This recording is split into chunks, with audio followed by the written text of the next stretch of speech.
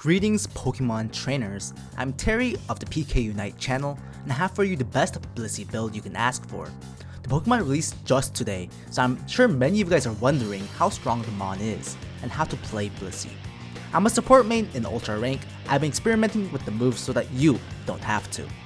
The moves that you should take are Helping Hand and Soft-Boiled Egg. Trust me, the other moves are really weak, and unless you're playing against a bunch of 7-year-olds that don't know how to play, you're probably gonna be useless. Let's discuss the first upgradable move, Helping Hand. Helping Hand is an absolute must, since it boosts everyone's attack speed and movement speed around you. This is, without a doubt, Blissey's best move, providing an insane amount of utility for her team. Faster movement speed and stronger autos synergize perfectly with attackers like Venusaur and Cramorant, who otherwise lack the movement speed to effectively position during a team fight. Helping Hand, when you're on your own, isn't that useful, but Blissey isn't meant to be played alone. Helping your team is the name of the game, and she's a very selfless support Pokemon. Now let's talk about the alternative, Egg Bomb. This move isn't bad, but very much doesn't fit into Blissey's role as an enchanter support.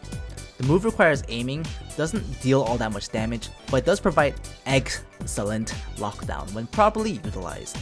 But the issue is, you still need to wait for your team to follow up to be able to maximize the usage. And since it's not Blissey's job to deal whopping amounts of damage, you're just better off directly boosting your allies' attributes. Soft-Boiled Egg is hands down the better move when compared to Safeguard. The move stores charges and heals a hefty amount of health. Besides Eldegoss, no other Pokemon really has the ability to do this, which massively increases the move's utility. Safeguard only activates once every 11 seconds, and the timing, you have to time it right when your ally is being locked down by crowd control. That's really not practical. And until you upgrade the ability, it doesn't even grant any shield, making it super easy to completely waste during a team fight. And with a long cooldown, the move is very terrible, especially in comparison to Soft-Boiled Egg. Now let's go into the items. For health items, take Buddy Barrier, Focus Band, and Muscle Band. Buddy Barrier is an absolute must. Since the healing from her Unite move naturally keeps allies alive, and when comboed with Buddy Barrier, the ally she targets becomes practically invincible for the next couple of seconds. Focus Band is also without a doubt the option to go, since Blissey needs to remain alive and healthy to position throughout the game to maximize her healing on allies. If she becomes too low, she's at the risk of death, and you obviously can't help your allies if you're dead.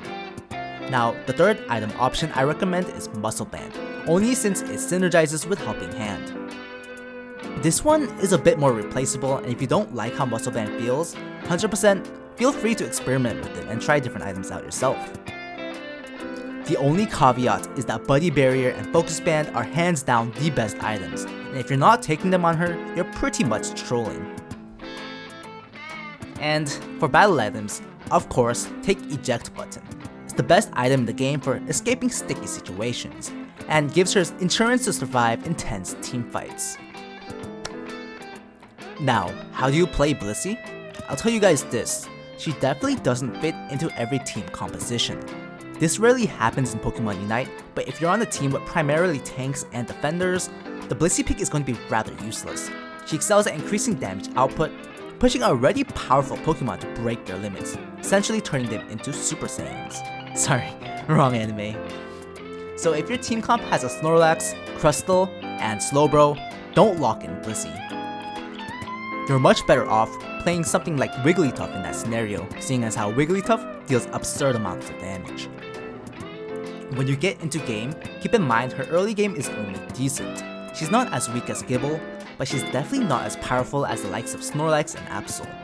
The portion of the game you really want to focus on when playing Blissey is the teamfight stage, essentially when each team is fighting for those key jungle objectives, such as Dreadnought and Rotom.